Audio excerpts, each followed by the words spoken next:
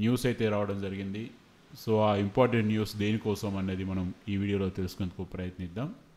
So ఈ మధ్యకాలంలో తరచుగా ప్రతి రాష్ట్రంలో జరుగుతున్నటువంటి న్యూస్ని సుప్రీంకోర్టు కూడా అబ్జర్వ్ చేసింది.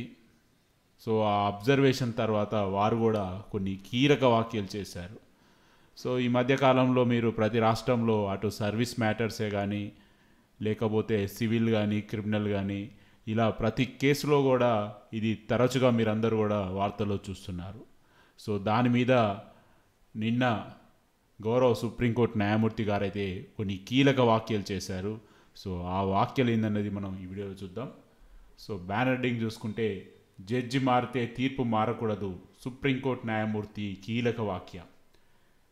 న్యాయమూర్తి మరో చోటకి మారిపోవడమో ఆ పదవి నుంచి దిగిపోవడమో జరిగినంత మాత్రాన వారు రాసిన తీర్పు మారిపోకూడదని సుప్రీంకోర్టు న్యాయమూర్తి పేర్కొన్నారు.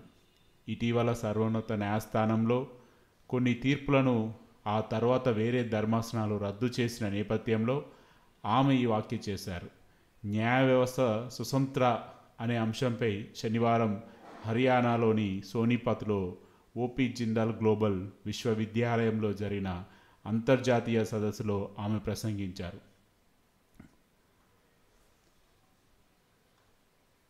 న్యాయమూర్తి ఒకసారి తీర్పు వెలువరిస్తే అది ఇసుకలో రాసినట్లు కాకుండా కలంతో రాసినట్లు కలకాలం నిలిచిపోవాలి.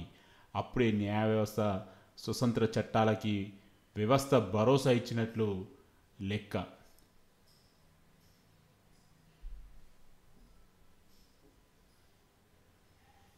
తీర్పు ఎలా ఉన్నా దానిని గౌరవించడం అనేది న్యాయ వ్యవస్థతో ముడిపడిన అందరితో పాటు ప్రభుత్వ కర్తవ్యం.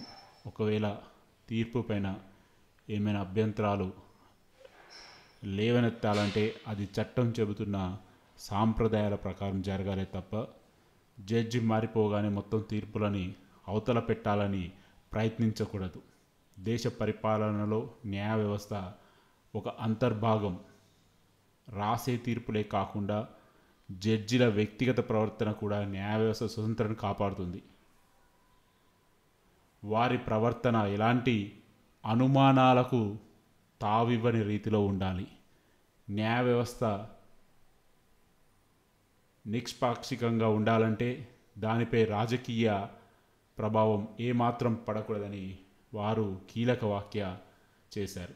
సో ఓవరాల్గా మీరు చూసుకుంటే ఈ మధ్యకాలంలో హైకోర్టులో అయితే సింగిల్ బెంచ్ ఇచ్చినటువంటి తీర్పుని డివిజన్ బెంచ్ స్టే ఇవ్వడం, అదేవిధంగా సుప్రీంకోర్టులో కూడా ఒక బెంచ్ ఇచ్చిన తీర్పుని మరొక బెంచ్ స్టే ఇవ్వడం.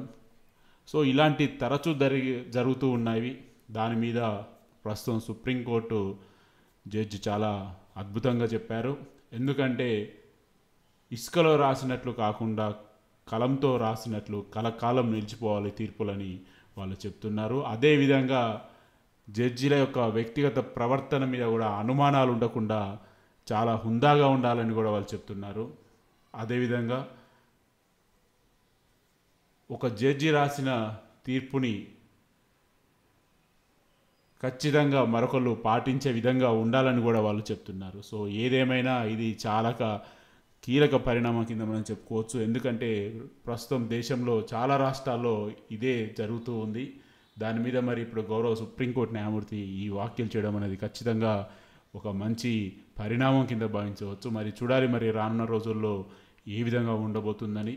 సో ఈ న్యాయమూర్తి గారు అతి త్వరలోనే సుప్రీంకోర్టు ప్రధాన న్యాయమూర్తిగా కూడా ప్రమాణ స్వీకారం చేసే అవకాశం ఉంది. మరి చూడాలి ఇప్పుడు ఇది అమల్లోకి వస్తుందా, మరి వారు ప్రధాన న్యాయమూర్తిగా అయిన తర్వాత ఈ వ్యవస్థని మళ్ళీ సమూల ప్రక్షాళన చేస్తారా అనేది వేచి చూడాలి. సో ఇది ఫ్రెండ్స్ ప్రస్తుతం ఉన్నటువంటి అప్డేట్. మరొక అప్డేట్తో కలుద్దాం. Stay tune.